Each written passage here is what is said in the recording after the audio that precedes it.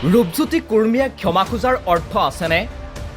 ৰূপজ্যোতিক ক্ষমা খুজিবলৈ দি বিজেপিৰ আচলতে কিহৰ নাটক? শুকুৰবাৰে অসম বিধানসভাত উদ্ভট আচৰণেৰে শালীনতাৰ সকলো সীমা চেৰাই গৈছিল মৰিয়নিৰ বিজেপি বিধায়ক ৰূপজ্যোতি কুৰ্মীয়ে। বিধানসভাত এনে আচৰণৰ পাছত তেওঁ এবাৰ ক্ষমাও খুজিছিল, কিন্তু বিধানসভাত ক্ষমা খুজি নিশাৰ ভাগত ৰূপজ্যোতি কুৰ্মীৰ আকৌ আচল ৰূপ। বিৰোধী বিধায়কসকলক কৈছোঁ, এতিয়া অকণমান আপোনালোকে পালে আৰু যদি বেছি কৰে আপোনালোকৰ আৰু মানে অপমান কৰিবলৈ মই চাগে অকণো লাজ নকৰিম, অকণো পিছুৱাই নাথাকিম। মোক যদি সন্মান নকৰে মই কিন্তু 10 গুণ অপমান আপোনালোকক কৰিম। এই মন্তব্যৰ পাছত স্বাভাৱিকতে ওলাই পৰিছে, ভুল কৰি ৰূপজ্যোতি কুৰ্মী বাৰু অনুতপ্ত হৈছেনে?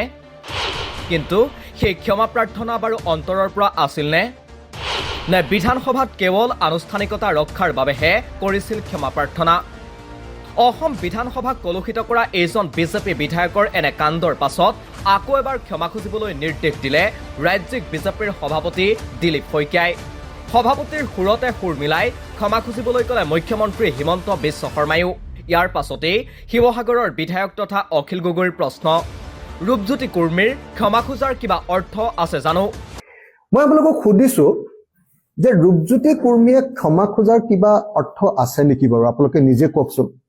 ৰূপজ্যোতি কুৰ্মী সম্পৰ্কেতো আমি সকলোৱে জানো।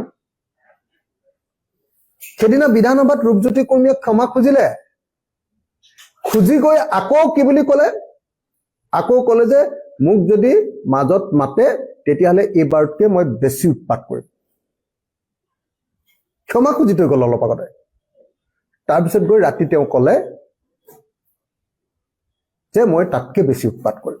কিন্তু বিজেপি বিধায়ক ৰূপজ্যোতি কুৰ্মীয়ে বিধানসভাত কৰা এনে অক্ষমনীয় অপৰাধৰ শাস্তি কেৱল ক্ষমাতে শেষ হোৱা উচিত আছিল নে?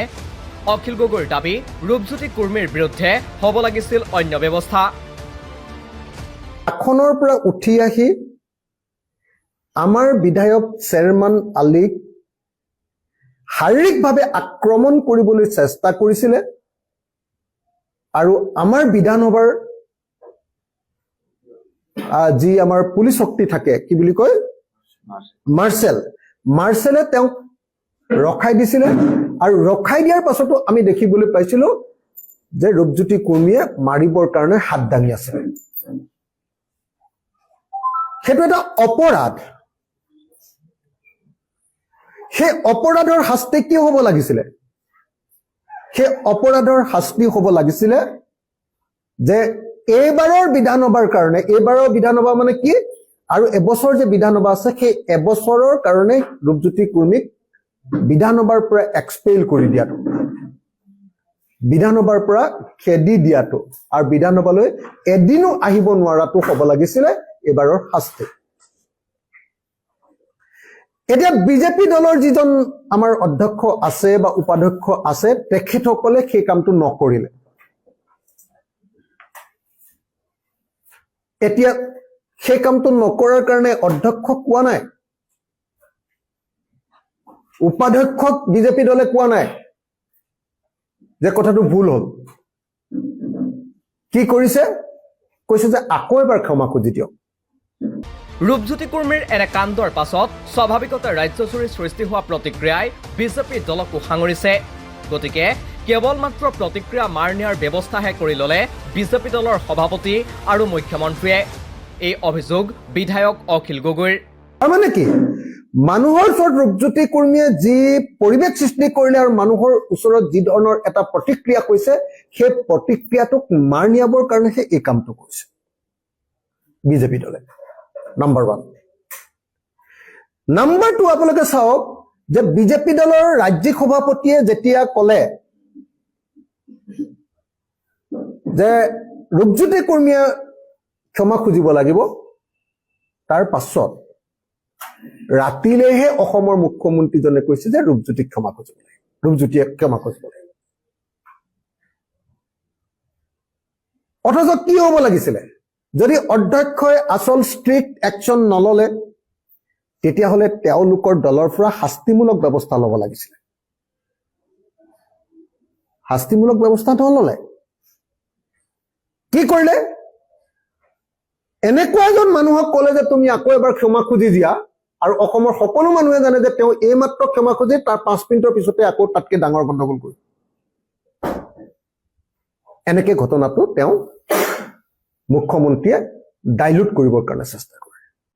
কেৱল ইমানেই নহয়, অসম বিধানসভাৰ ইতিহাসত এক নজিৰবিহীন কাণ্ড কৰা বিধায়ক ৰূপজ্যোতি কুৰ্মীয়ে কৰা অপৰাধৰ গুৰুত্ব হ্ৰাসৰো চেষ্টা চলালে মুখ্যমন্ত্ৰী হিমন্ত বিশ্ব শৰ্মাই।